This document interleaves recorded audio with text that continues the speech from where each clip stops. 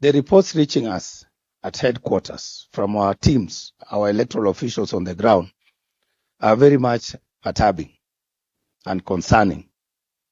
We have cases, concerns around security and breaches of the electoral code of conduct in Kalou.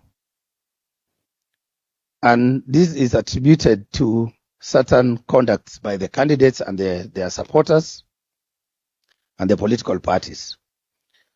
Some of the issues that have been reported to us relate to, for example, late night campaigns. Daytime, the place is peaceful. At night, madness descends. And the political parties and their supporters engage in running battles, defacing each other's campaign posters and materials, engaging in physical confrontations and fights. And on 1st July, sadly, such a confrontation late in the night resulted in the death of one person, which is very, very sad and unfortunate. We have also had allegations of bribery, and in some outlets, the scale of bribery is massive. We have also been alerted of the presence of state officials in Kalou, which is not a problem as long as they are doing their ordinary duties. But where they are there to interfere, that is also very unfortunate. We have also been informed of the presence of goons or potential mobilization of goons in Kalou. And this, therefore, will threaten the security of the people of Kalou and the election generally. So, as Iebc, we are very clear and categorical, because the Constitution directs us on what to do. The elections must allow the free will of each individual voter, and therefore issues of influencing the voter must not arise.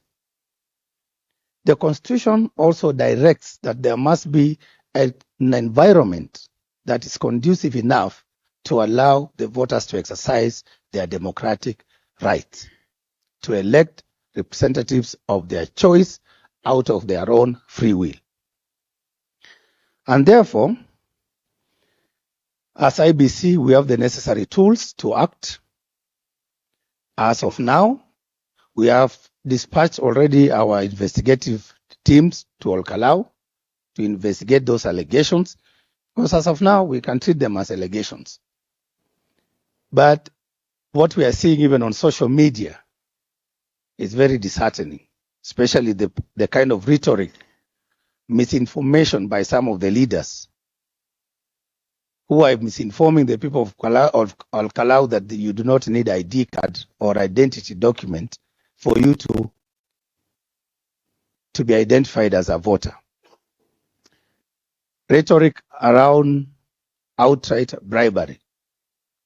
Rhetoric around mobilization of gangs and goons. We've seen them on social media. I don't think we are inventing the story.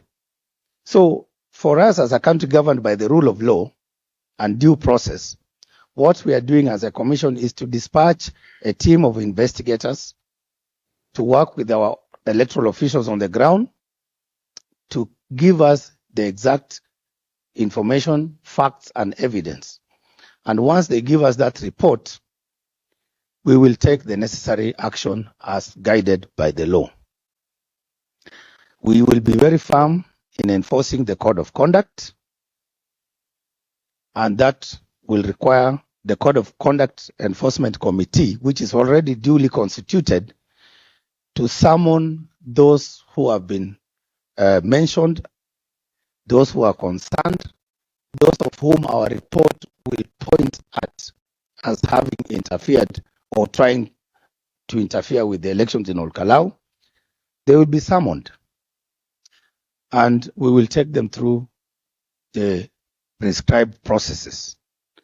And when we find any culpability or any breaches of the Code of Conduct, the proper remedies shall apply, and up to, including disqualifying some of those candidates, if not all of them, those who are involved.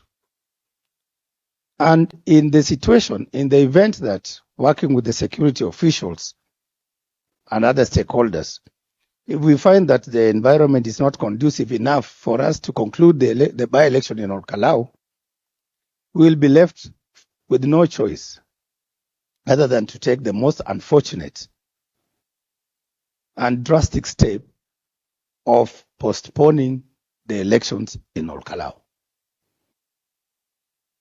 And if that's not enough, we will cancel it altogether.